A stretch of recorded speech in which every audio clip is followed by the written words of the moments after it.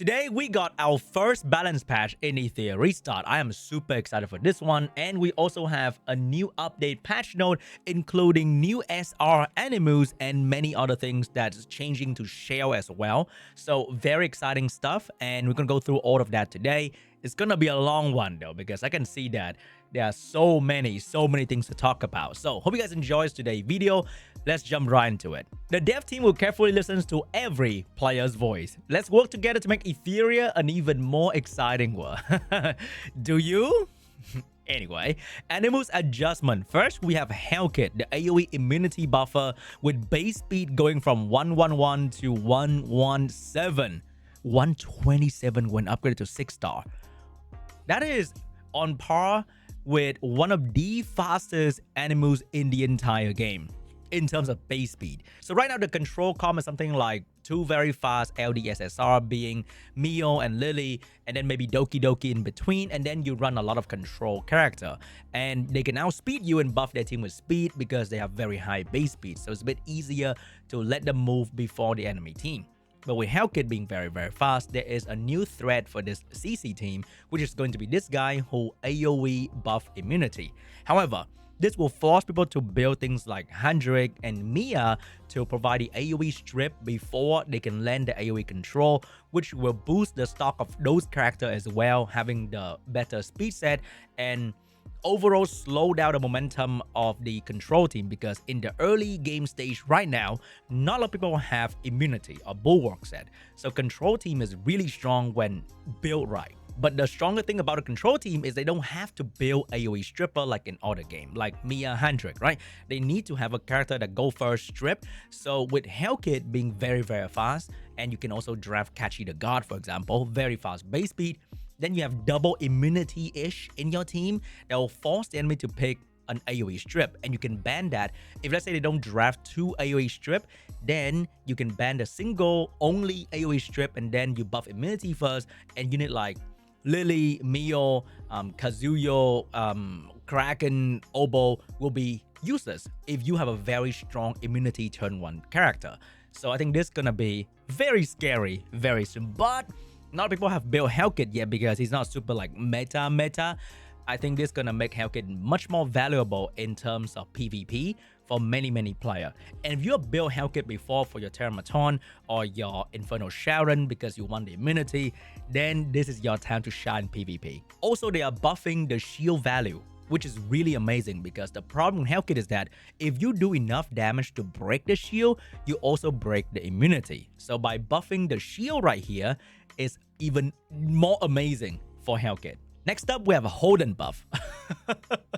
If you've been watching like high rank RTA and let's say Brett YouTube channel, the rank 1 RTA person, and also RTA tournament in general, you will see that Holden is getting more and more popular in PvP because he's a very strong bruiser character. He provides strip, he provides skill 2, the cooldown reset, he provides defense break. Overall, one of the best bruiser for PvP right now, and they're making him do more damage and defense break easier and counter better and do more damage the more defense he has. So overall, a very nice buff to Holden.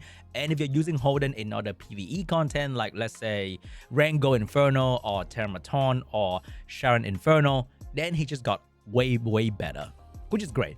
Chloros get a nice little damage boost, so if you're using Chloros for like Terramaton to one-shot or other content, then he does more damage. Also, with Holden being very popular right now in PvP and the main counter being Messiah, who can ignore Holden passive, having an anti-revive option being buff is pretty good. Next up, we got Rahu buff. So together with Holden, who is getting way more popular in PvP, Rahu is the same as well. One of the best green defense scaling bruiser in the entire game. Pretty much insane in PvP. Huge damage. If you pair with Artisan Shell, you got big ass shield, and he also can be paired with Holden to buff Holden defense. Overall, these two are the boys for the defense scaling meta, and they're very strong together, and they're very strong on their own as well. So Rahu will get more damage and more chance to inflict defense down, which is very good. It's kind of scary how both the defense scaling bruiser have their own defense down, and his skill 3 will deal more damage as well. So overall, a very solid buff to the two characters that are already getting really popular in PvP on shell like Lighthouse or Amber or Artisan or Alicorn. Depending on what you're trying to counter, they are getting stronger, and they're gonna be really annoying in the next PvP RTA season. But by buffing defense killing character, they are indirectly telling you guys that, hey, would you mind swiping your credit card if you haven't pulled Messiah yet that ignore defense? Very cool character, I must say so myself. And then next up, we have Remoka getting buffed as well. So Remoka is mainly a Doki Doki Inferno kind of unit, and you don't really see Remoka being used or discussed in any other content in the game, and they're gonna do something about that. So Remoka's skill 2 is gonna do more damage, and Remoka's skill 3 is gonna do more damage. So I think they're trying to make her better in Doki Doki, because let's say you get to Doki Doki Inferno, but you haven't built the Inferno shell team and then get the Inferno level shell for your Remoka yet. So hopefully this can allow you to kill the trash wave a bit easier, because the true strength of Remoka showed up when you actually kill the target with the skill 3. So with the buff to the skill 3 damage, I hope that a Remoka with like a count from Rango Hell, not Rango Inferno, is gonna be able to kill the Doki Doki Trash Wave and allow you to get access to Doki Doki Inferno a bit easier. So this is more of like a early mid-game buff actually for people who choose Remoka or get Remoka or build Remoka for Doki Doki Inferno. Fuchu is getting a change in the dupe section, so we're going from effect accuracy to effect rest because she has no skill that inflict any debuff. So we have effect rest here for this healer that doesn't really move a whole lot, which is very important. We have Obero buff. Oh, buff bleeding. At the start of the turn, take indirect damage equal to 100% of the applier's attack. So pretty much double the value of bleed for Obero. I'm not sure if that's gonna make Obero viable in any content, because not a lot of people build Obero, so there's not a lot of discussion about this character in general. But maybe now she will be built and she'll be used in certain content. I'm not sure where, but maybe she will be built. Gray will get a damage buff to skill 3. You know, buffing Gray is great because pretty much everyone and their mom has a Gray maybe built in their box in the early game. So more damage means pretty much an indirect buff to early game progression. Chiaki, the healer, they are giving her more stack of the damage reduction here, which is going to be amazing. I think Chiaki is very underrated because everybody and their mom build Linglo, and then they build Sania for like Shadow Flame Hoyin, or they're building it for Rango Inferno. And when you look at the third healer to build, this might be the one, because she's really good at having damage reduction if she can move and allow your team to survive so much better. Rin, the defense scaling monster. So I like to call this character the budget Tiamat, because the red Rin can provide AoE shield and also provide AoE taunt. And now she will grant defense for 2 turns and shield that scale better with her own defense. And the cooldown of the skill is reduced, so her shield is going to come up much more frequently, which is amazing, by the way. So I think the defense scaling group of character in the game is getting giga buff. We have, if you don't have like Rahu, for example, you can build Rin with Holden for the defense buff for Holden. And I think that is totally fine as well. And this is actually really amazing for the turn 2 player. Sutomo is getting a skill 2 damage buff and better chance to steal buff from the target, and the skill 3 is doing more damage as well. So they're buffing the two underperforming SR, which are going to be Obero and Sutomo. Hopefully it's going to give them more, I don't know, potential, more opportunity to be seen by people. But the problem with the game is that by the time I build this character, like I have a lot of resources in the game, right? As I'm end game, I still have so many other SRs to build properly, and I still don't want to really look into these characters. Maybe in a month or 2 or 3, I can afford to build fun toys, and that's going to be Sutomo or Obero, personally, okay? If you build them for early game content and you are being a very different person, that's totally fine as well. I'm not saying that building these characters are bad or whatever. If you build them, hey, I'm happy for you, man. They're getting a buff. So we have Merveil. Oh my god, they nerfed this skill before global launch and they are buffing it back once again. So skill cooldown will now back to 4 turns for the skill 3. Merveil turn 1 is still really good, by the way, because if you manage to go first and push back with Merveil, in so many battles, you have already won the match. So the cooldown is going to be great for PvE application where the battle is way longer. But also, if we reach like tank down meta, then having lower cooldown from Obero is going to be absolutely incredible. Mizuki Makoto, the endgame player counter to Tiamat because of her wound debuff. So she get a base speed increase, which is really good, and the skill 1 does more damage. So not too insane because there's a small increase in base speed, but hey, the best counter to Tiamat for endgame players getting a buff, they are definitely very happy because they are definitely buffing the turn 2 game. So having a counter being buffed is also good as well. We have Sybil. Wait, this is a barcode buff? Barcode and Vulcan buff right here. So Sybil will now do more damage, and Sybil will now do more damage and inflict death down more consistently, which is great if you're building this character for Aurora, for example, or maybe Shadow Flame Hoyen, or maybe Nikonana, then she's gonna do a much better job. So if you are building her in the early game for Nikonana, hey man, go for it. I think Sybil is great. And we have number 41 getting... They used to nerf this skill, now they're rebuffing it. So she will increase OLI turn meter by 25%, which is great. I think number 41 is another early game R character that you can build and use in the early game progression because attack buff boost, attack buff, a bit of healing, always great. Gachi, the R character, getting a buff as well. They are buffing 3 R character and not Andrew. Unbelievable. So Gachi, the R character, is going to get the stun chance up to 50. Oh, 50%? Oh, she is consistent now. I like that. So with enough accuracy, this is 100. And it means that I think the speed team for Shadow Flame Hoyen is now complete. I'm going to be building this guy because I didn't want to build him before, due to the fact that the stun is not consistent, so I don't want to use it in the Shadow Flame Hoyen speed comp. But I think with Claws, him, Ditting, and maybe an attack buffer, we have like I don't know, the Tsukiyomi, right? We have attack buff, cooldown reduction, and then we have this guy to stun the ads. We have constant defense break, and then we have 2 cooldown reduction units so that this thing can blow the load immediately, very, very soon. So you can double hit Shadow Flame Hoyen. I think that's going to be very, very good. Overall, not a single unit nerf. I like that because that is a very, very sensitive topic in this kind of game. But not a single one get nerfed. It's all buff, I believe. And some of them are more early mid-game buff, like Remoka buff and Grey buff, and some of them are direct answer to the meta as well, and I like that. So I think they know what they're doing in terms of this part of the patch note. Okay, I like this one a lot, and I can't wait to see what is going to change in the meta. And I want to build some new character like the R character, as well as trying out my Holden in PvP and all the fun stuff like building Hellit. Is going to be a race between many players as well. Shell adjustment. Oh, revelation nerf. Oh my god. I think this is gonna piss off a lot of people, but we saw it coming, kinda, right? But this is going to piss off a lot of revelation abuser. Let's say you build 5 revelation for your PvP, because I think for PvE, like I'm a revelation PvE enjoyer.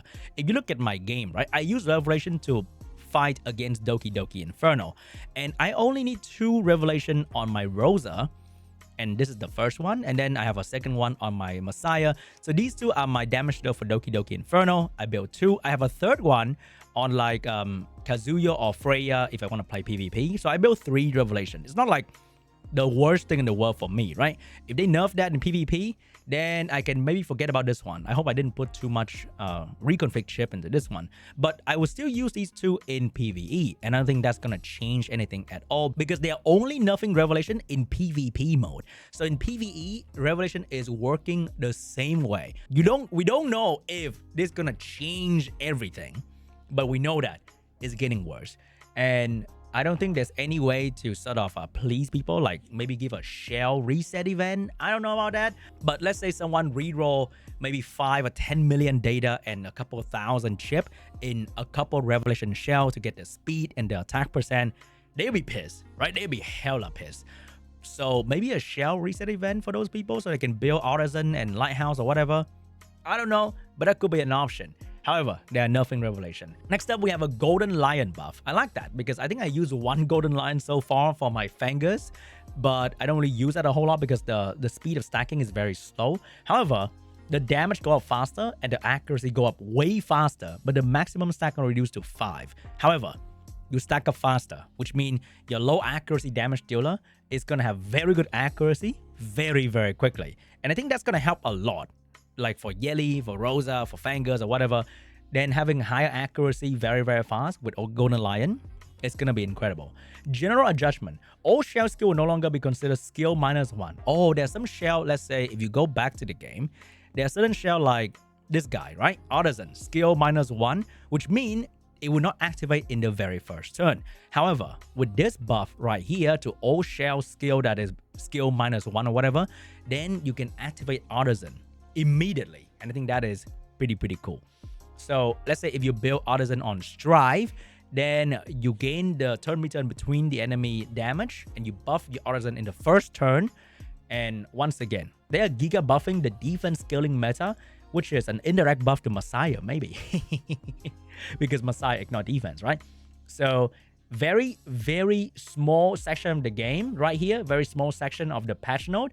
But I feel like this is going to change a lot of things in the meta. Very cool. So can't wait to see what's going to happen. Module adjustment. Key 9 can no longer be triggered by damage from shell. I didn't know that. But anyway, that is pretty much it. I think we're going to see a lot of changes in the PvP meta. We're going to see a lot more defense scaling stuff, a lot more healer stuff. I'm not sure if that's going to be a good or a bad thing, but I welcome change. It's better than not having any change whatsoever. And we can't really tell is a good or a bad change right now because it's too early on. Saying good or bad is just like weird. We don't even play with these characters yet, right? So can't wait to see what's going to happen, and we can complain in a week or two, potentially, when we actually experience the new meta. For most of the player base who can't really do RTA, like you probably won't even notice half of this shit. Like you probably won't even notice like 80% of whatever is written here. But at least you can experience the R character and maybe Marvel, maybe Remoka, that kind of stuff. And maybe if you haven't used Revelation, you can maybe stop using Revelation. Or you can still wait to see if Revelation is still good, because I use it in PvE. I will still be using it in PvE.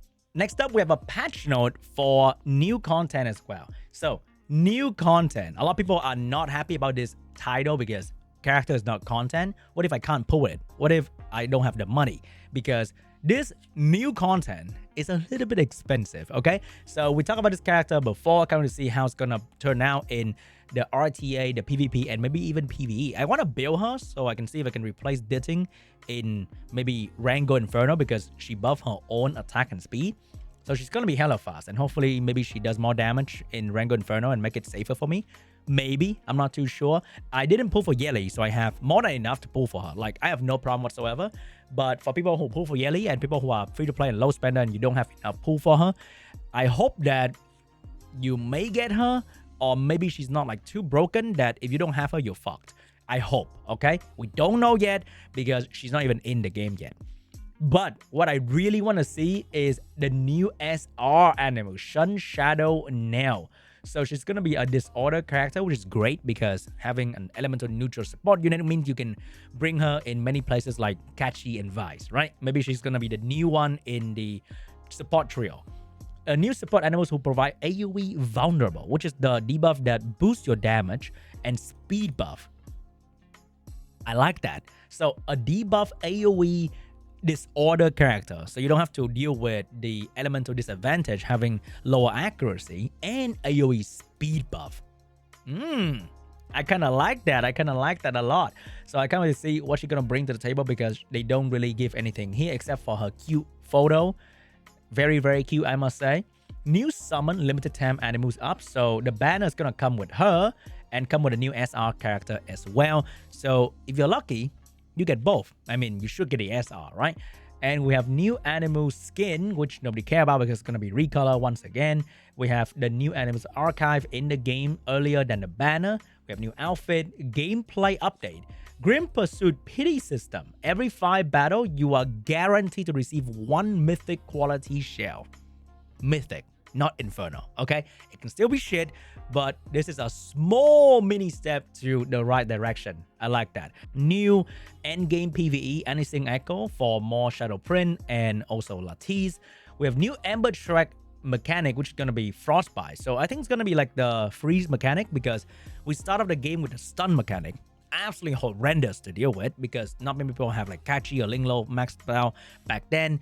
Now it's not too bad, and it's gonna be freeze now, which is even worse than stun because you can't even get turn meter. But if you build Kachi and Linglo, I think you should be okay with this mechanic. Secret stages have been added to Ember Track. No fucking idea what this is. Like, absolutely zero idea. I hope, okay? One of the biggest complaint about the game is the economy. So, if this is how they're gonna help people with, hey, do the secret stages, do Ember Track, and you get a bit more coin, you get a bit more training data, because I think not a lot of people complain about the summon ticket. Like, we get so many units we can't build.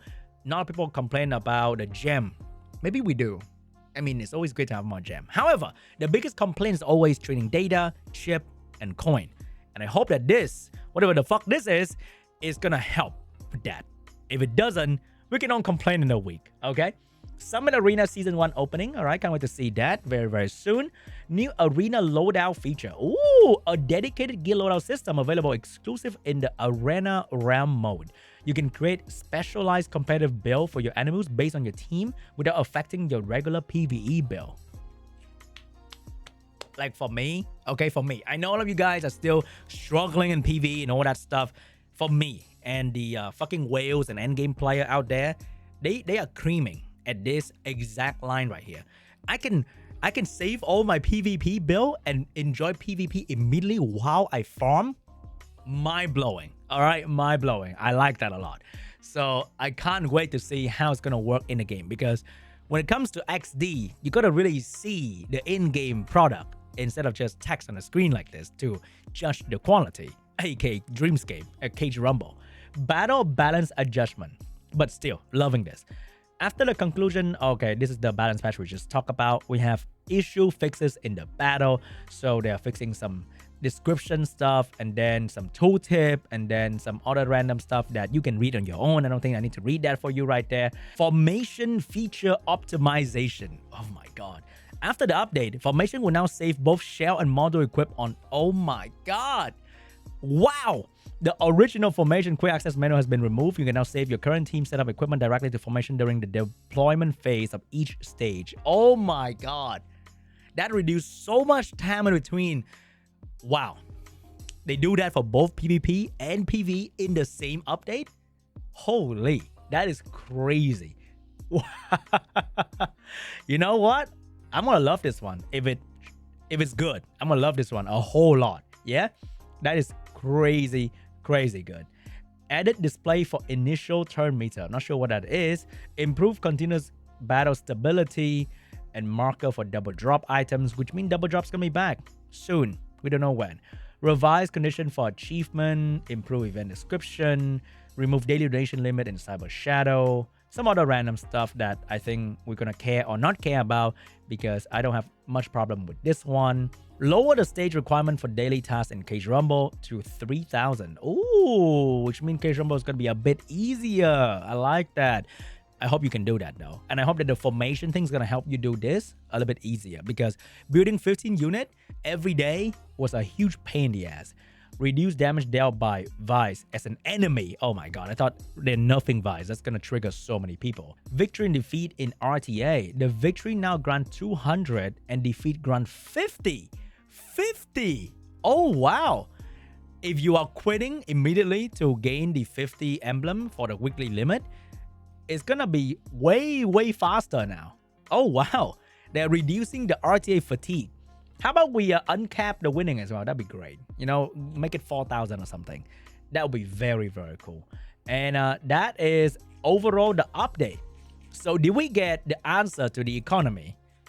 We're not sure yet. We're not really sure about it. But still, I think their main way to address the economy is it will get better over time, guys. Just play the game for like 3 months. You're going to be okay. Something like that. I think that's their stand on this one. But they did add the secret stages to Ember Track. I'm not sure what the hell that is. Maybe it's gonna help a little bit. Maybe improve event reward as well. Maybe. But they did not reduce the upgrade cost. They did not improve the recycle. They did not improve the drop chance of like more coin training data. They did give you a pity for mythic drop, but that's not gonna help you get more training data per se, right? So the economy will probably feel the same, I would say. Is that gonna feel like shit? probably for many people, and hopefully they will say something about that in the future. Did we have a reset event? I don't see any of that. Maybe they're gonna introduce that later if you guys rage about it in the Discord server. Did we get Rengokutsu Inferno nerf?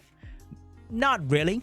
Not really, but maybe with the balance changes, we're gonna see new team rise up for the Rengokutsu Inferno. That's also a maybe. We don't fucking know. So those are like the thing that people complain about in Discord a whole lot, and we don't see direct answer to those yet. We see a big update though. Like there's stuff I'm very excited for, which is like the team loadout, the RTA, the PvP loadout, the balance patch change, and all that fun stuff. Hopefully the game will feel better. Hopefully. And I can't wait to test out new things in the game. That's what I really like to do at the end of the day anyway. And hope you guys are happy with the update. Maybe some of you guys are not, and you guys can go to the Discord and complain more so that they will see, because I'm pretty sure they read those. It's just whether they do anything about it. That is the biggest issue. Anyway, guys, thank you so much for watching, and let me know in the comments what you think, and I'll see you guys in the next one. Bye-bye.